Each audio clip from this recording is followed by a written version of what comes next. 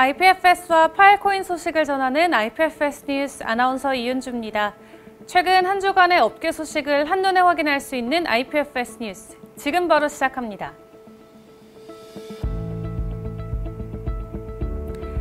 유럽연합 집행위원회가 자금 세탁 등의 불법 자금 추적을 위해 익명 암호화폐 월렛을 금지하고 송금을 규제하는 내용의 법안을 발의했습니다. 해당 법안은 암호화폐를 취급하는 회사는 고객의 이름, 주소, 생년월일, 계좌번호, 또 암호화폐 수취인의 이름 등을 수집해야 한다고 규정했는데요. EU는 해당 개정안 통과에 대한 최종 결정권을 갖고 있으며 실제 법으로 제정되기까지 2년까지 걸릴 수 있다고 전했습니다. 세계 곳곳에 암호화폐를 제도권으로 들이기 위한 사투가 이어지고 있는 가운데 지난 한 주 동안 암호화폐 시장에서 파일코인은 어떤 흐름세를 보였는지 먼저 코인마켓캡을 통해 알아보겠습니다.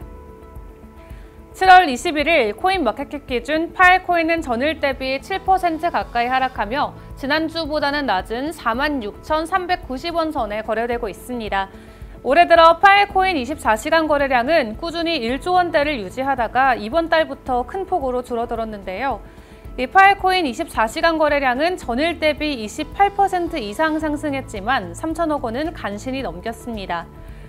현재 시장에는 총 발행량인 20억 개의 파일코인 중 8,900만 개 이상의 파일코인 물량이 거래되고 있습니다.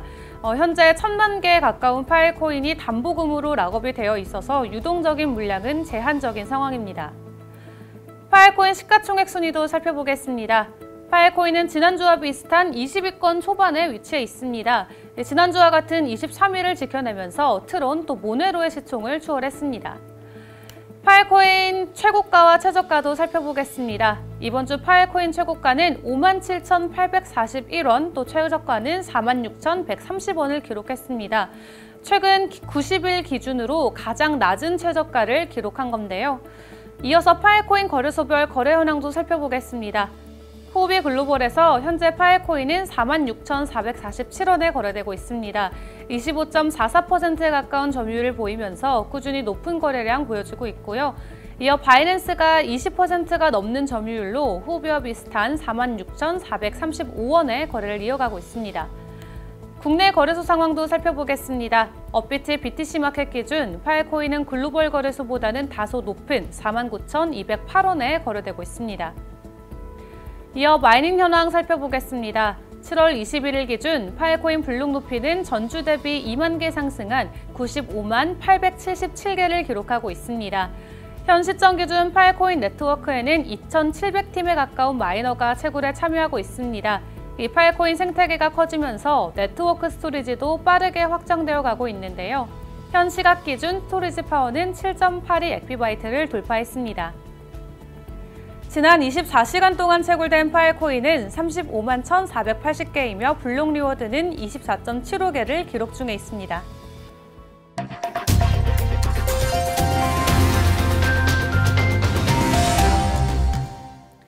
한 주간의 업계 소식을 전하는 소식을 부탁해 시간입니다. 첫 번째 소식입니다. 암호화폐 하드월렛 제조사인 레저가 공식 트위터를 통해 레저 나노 S와 나노 X 모델이 파일코인 지원을 시작했다고 밝혔습니다. 파일코인 자산 보유자들은 레저 하드웨어 월렛을 통해서 이 프라이빗 키를 관리할 수 있게 됐습니다. 다음 소식입니다. 해시레이트 토크나 및 마켓플레이스 프로토콜 해시믹스가 파일코인 대출 플랫폼을 출시했다고 20일 밝혔습니다. 독자적인 가치평가와 인수 모델이 적용된 파일코인 대출 플랫폼을 통해 이 파일코인의 대여인과 차용인 모두에게 안정적이고 매력적인 이용을 제공한다고 전했는데요.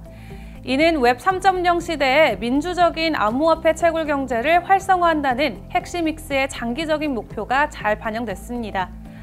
핵시믹스 공동창업자인 크리스 밀러는 이 파일코인 네트워크의 스토리지 마이닝 파워는 플랫폼이 다양한 채굴 성능에 대응하는 보편적인 마켓플레이스를 구축하는 데 더없이 부합하다며 이 파일코인 생태계에 합류하는 것은 초기 사용자 유치에 도움이 될 뿐만 아니라 그 자체만으로도 우리에게 중요한 성취가 될 것이라고 확신한다고 전했습니다. 다음 소식입니다. 글로벌 스타트업 엑셀러레이터인 데크스타츠가 이 파일코인 파트너십을 맺고 파일코인 테크스타 엑셀러레이터 출시를 공개했습니다. 이번 프로그램은 데이터 큐레이션, 디지털 자산 관리, 디파이, 또 데이터 저장, 보관 서비스 등을 위해 분산형 애플리케이션을 구축하는 웹2와 웹3의 설립자, 또 개발자를 대상으로 진행이 되는데요.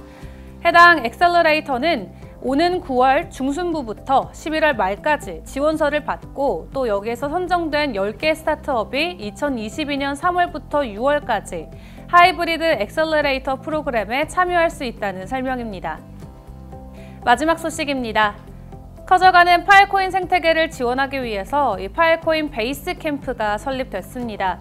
3개월간 원격으로 진행되는 파일코인 베이스 캠프 프로그램은 이 법률, 또 상업 및 마케팅 지원을 받을 수 있고요. 최대 $30,000의 법률 비용에 대한 선택적 상환 가능 대출, 또 최대 25만 불 상당의 펀딩도 지원된다고 합니다. 세계 최대 분산 네트워크인 파일코인의 발전을 위해 웹 3.0을 주도할 차세대 전문가의 양성을 적극 지지하겠다는 모습입니다. 기관 투자자 90%가 오는 2026년까지 암호화폐를 구입하겠다는 계획의 설문조사가 나왔습니다. 피델리티 디지털 에셋의 최신 설문조사에서 이 같은 결과가 나왔는데요. 이 조사에 따르면 응답자는 암호화폐 투자의 주요 억제책으로 가격 변동성을 꼽았습니다. 수개월간 침체된 상황에 업계에 있어도 반가운 소식이 아닐까 싶은데요. 최근 암호화폐 규모와 금융시장에서의 영향력이 커지고 있다는 점에서 더욱 이목이 집중되고 있습니다. 다음 주 IPFS 업계에는 또 어떤 소식이 함께할지 기대하며 오늘 준비한 IPFS 뉴스는 여기서 마치겠습니다. 시청해주셔서 고맙습니다.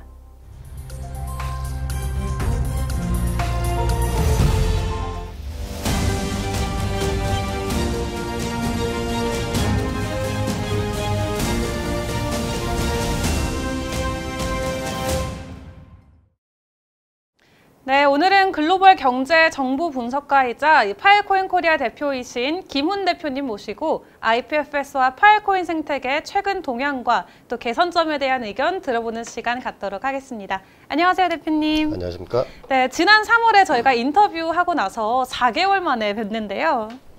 예, 그간 IPFS 및 파일코인 생태계에 너무 많은 변화가 있었고, 네, 그렇죠. 그로 인해 바쁜 일정을 소화하느라 독자분들께 자주 인사드리지 못했습니다. 네, 시간 내주셔서 너무 감사합니다. 최근에 파일코인 업계에서 가장 큰 이슈는 무엇보다 7월부터 적용된 하이퍼드라이브가 아닐까 싶은데요.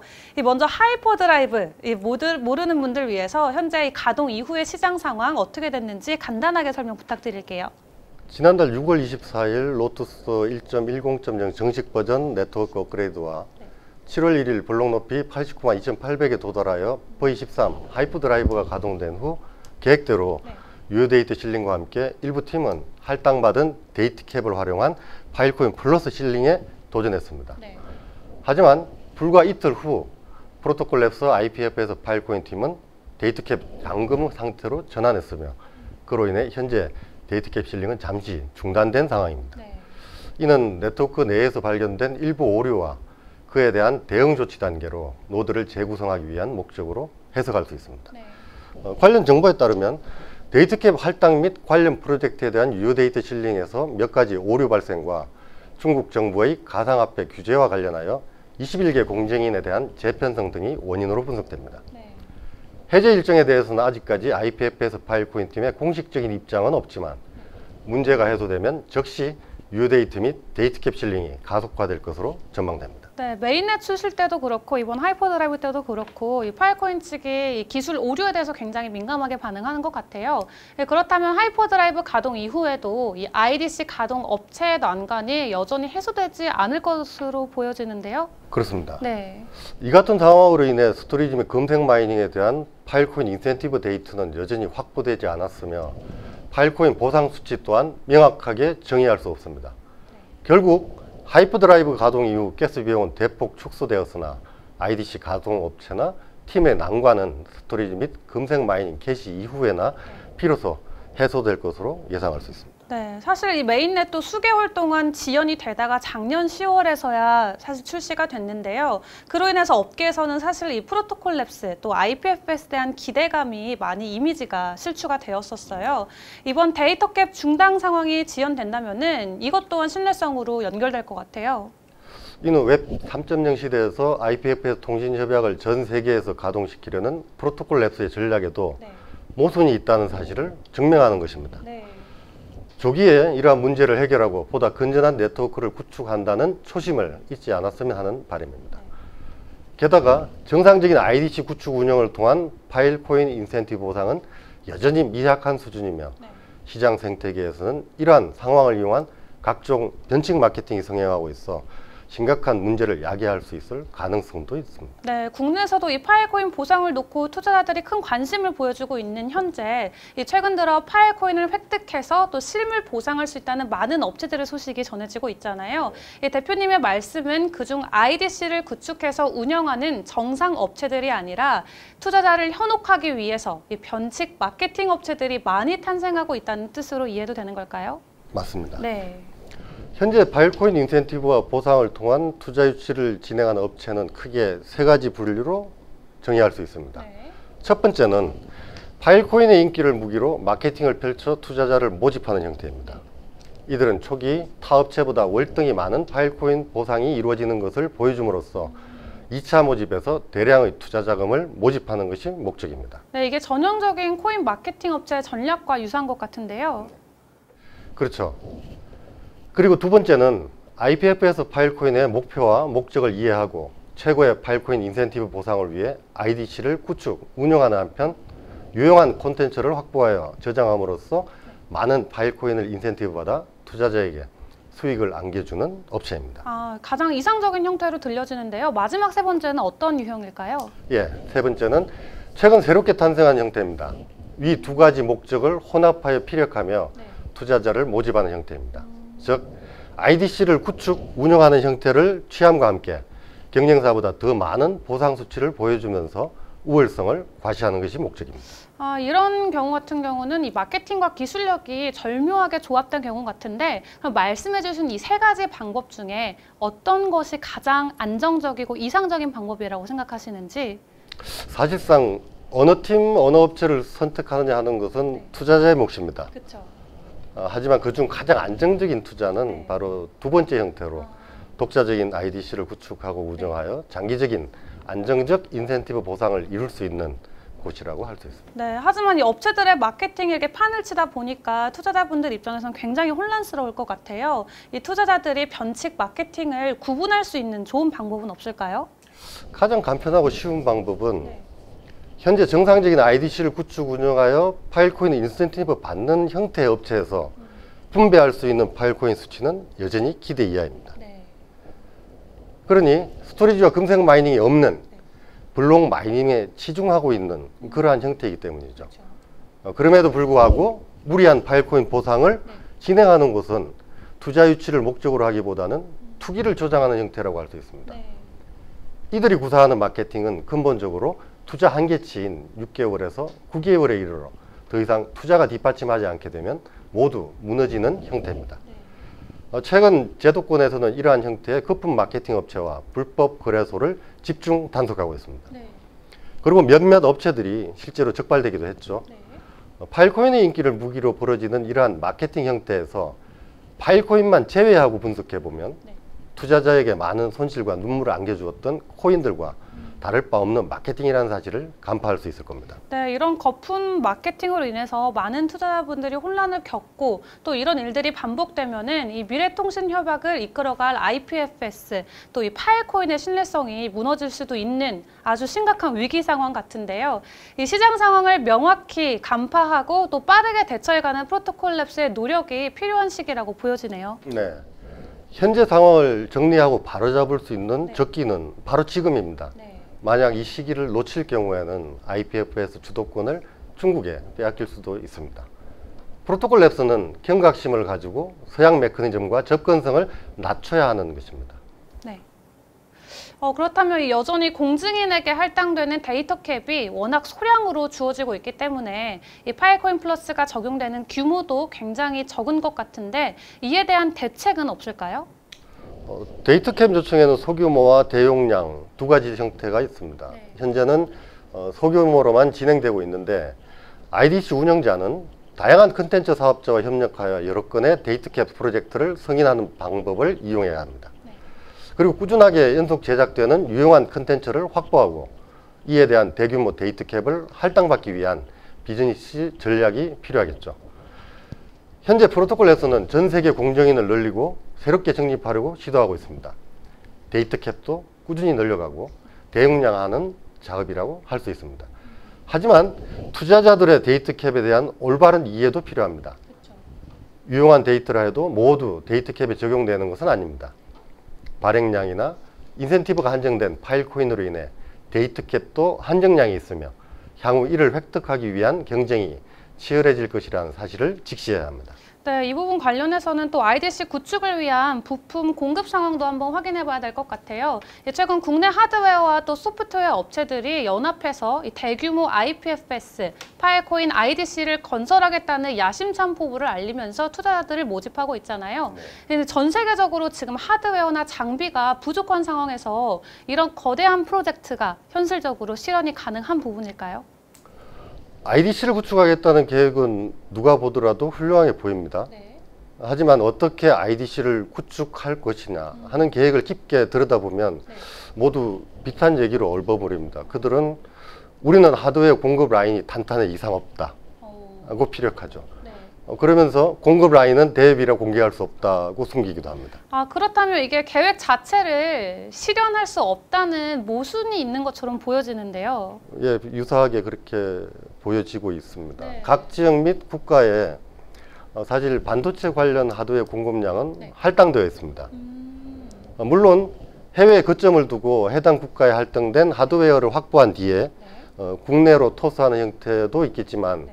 이러한 경우는 그리 많지는 않습니다.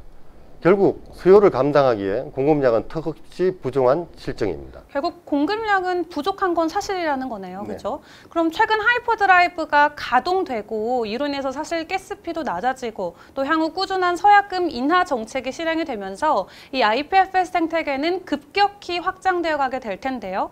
이 때문에 부품 공급은 더욱 어려워질 것으로 풀이가 되고 가격은 급격히 상승할 수 있을 것이라는 예상도 지금 업계에선 나오고 있거든요. 꼭 맞습니다. 네. 일각에서는 신설되는 IDC에 샘플링으로 보여줄 수 있는 서버만을 구축한 채 부피와 용량을 과장해서 투자를 받는 벤칭 마케팅도 탄생하고 있습니다. 네. 투자자분들은 각별히 유의할 필요가 있을 것 같습니다. 결국 거창한 계획을 믿기보다는 최소한 IDC 내부에 보유한 하드디스크 용량만이라도 체크해 보는 것이 손실 없는 올바른 투자 선택의 지름길일 것입니다. 네, 또 짚고 넘어가야 될 부분이 지난달에도 중국에서 암호화폐 채굴을 전면 금지하겠다 또 이런 강력한 규제안을 내놨죠. 중국 규제 당국이 내린 가상화폐 철퇴가 비트코인과 이더리움뿐만 아니라 또 파일코인을 필두로 전체 가상화폐 시장을 흔들고 있는데요. 향후 가상화폐 시장의 흐름과 전망 어떻게 보실까요? 일부 무책임한 글로벌 기업 CEO의 편복 지역과 함께 가상화폐 생태계에 대한 부정적인 시각을 가진 일부 금융가들의 잘못된 해석과 과장된 악재설 등이 도화선이 됐다고 할 수 있습니다. 네. 여기에 중국 규제당국이 내린 가상화폐 시장의 엄중한 규제 소식이 지난 2018년 가상화폐 시장의 악몽을 떠올리며 논란의 대상이 된 거죠. 그렇다면 결국에는 이 중국 당국의 규제가 근본적인 원인은 아니라는 뜻일까요? 네. 중국의 규제는 갑자기 시작된 것이 아닙니다. 네. 사실 오래전부터 꾸준히 강화되어 왔으며 과도한 전기를 소모하는 채굴기의 작업증명, 즉 Proof of Work, POW 단속을 타깃으로 하고 있습니다. 맞습니다. 실제로 중국에서는 2017년 이후에 이니셜 코인 오퍼링이죠. 이 ICO를 전면 금지하고 또 가상화폐 거래소의 폐쇄 등을 단행하면서 가상화폐 부문에 대한 압력을 꾸준히 강화해 왔고요. 그리고 또 2019년 4월 8일 국가발전개혁위원회가 발표한 산업 리스트 개정판에서는 이 당국의 금지를 원하는 450건이 넘는 활동들이 나열되었고 그중에는 비트코인을 포함한 가상화폐 마이닝이 추가되면서 가상화폐와 관련된 모든 행위가 불법적으로 간주되기 시작했습니다. 맞습니다. 그리고 최근 중국 규제 당국이 내린 조치를 심도 있게 한번 들여다보면 네. 비트코인이 아무리 인기가 있더라도 치명적인 결함이 있고 실용적인 응용 프로그램이 없으며 많은 에너지를 소비한다. 네. 그리고 비트코인을 1년 동안 채굴하는 데 필요한 전기가 일부 선진국보다 더 많다. 이러한 내용과 함께 네. 이전 네이먼고에서 고에너지 비트코인 채굴을 금지했던 것과 관련된 몇 가지 조치를 취했다 라고 발표됐습니다. 네. 가상화폐 시장에서는 이 같은 세부 내용은 사실상 배제된 채 뭐 테슬라 CEO 일론 머스크의 말장난과 함께 중국 규제 당국의 철퇴가 가세했다는 내용만이 전달되면서 전 세계 투자자들을 공황에 빠뜨린 셈입니다. 네, 그리고 사실 이게 단기적으로 봤을 때 중국발 악재가 저희 입장에서는 이게 굉장한 악재로 작용될 수 있지만 또 장기적으로 봤을 때는 호재로 보는 업계 분석가들도 많이 계신 것 같아요. 네, 또 끝으로 현재 파일코인 메인넷이 이 온라인 상태가 된 지 9개월이 벌써 넘었습니다. 여전히 여러 가지 다양한 문제가 발견되고는 있지만 공식적으로 신속하게 대처하고 해결해 나가고 있는 것처럼 보여지는데 하지만 그럼에도 이 파일코인 투자자들이 명심하고 또 이해해야 할 상황에 대해서는 뭐가 더 있을까요? 파일코인의 기본 구조 기반인 IPFS는 기존 스토리지 산업에 새로운 솔루션을 제공하여 데이터 스토리지의 안전한 전송 효율을 개선하고 사용자 개인정보를 보호하며 스토리지 장치와 네트워크를 효과적으로 사용하여 데이터 스토리지 전송 비용을 줄일 수 있는 것입니다. 또한 비트코인이 단지 희소성과 합의를 기반으로 한 디지털 자산이고 그 특성이 한계를 결정하고 있는 데 반해 데이터 저장은 인터넷의 가장 큰 수요라고 할 수 있습니다. 5G 시대의 도래와 함께 점점 더 많은 기업, 정부 및 개인이 데이터 스토리지를 고급 IPFS 네트워크로 마이그레이션하고 있습니다. 향후 IPFS 파일코인은 글로벌 피플스 클라우드 네트워크와 같은 IPFS 분산 저장 기술을 사용하는 기업을 포함하여 대중에게 더 쉽게 수용될 것이며 더 빠른 구현을 달성할 것은 자명합니다. 클라우드 컴퓨팅 센터를 구축하기 위한 IPFS 기술의 적용, 분명히 IPFS 파일코인의 실제 적용은 널리 인식되고 높게 사용될 것이며 미래 새로운 웹 인프라에 기여할 것으로 전망됩니다. 투자자분들은 반드시 메인넷은 여전히 지속적인 조정과 최적화가 필요하다라는 점을 이해해야 합니다. IPFS와 파일코인은 매우 크고 복잡한 글로벌 프로토콜 프로젝트로서 사물 발전의 법칙과 일치합니다. 아무리 좋은 프로젝트라도 마지막에 웃을 수 있는 사람은 극소수뿐이라는 점을 명심하면 행복한 미래를 보장받을 수 있을 것으로 예상됩니다. 네, 오늘 이렇게 김훈 대표님 모시고 IPFS와 파일코인 생태계 최근 동향과 개선점에 대한 다양한 의견 들어봤는데요. 그래도 깊이 또 산업에 대해서 이야기를 들어보니까 이 IPFS에 대한 확신이 더욱 서게 되는 것 같습니다. 이렇게 좋은 정보와 의견 전해주셔서 감사드리고요. 오늘 인터뷰는 저희 여기서 마치도록 하겠습니다. 시청해주셔서 고맙습니다.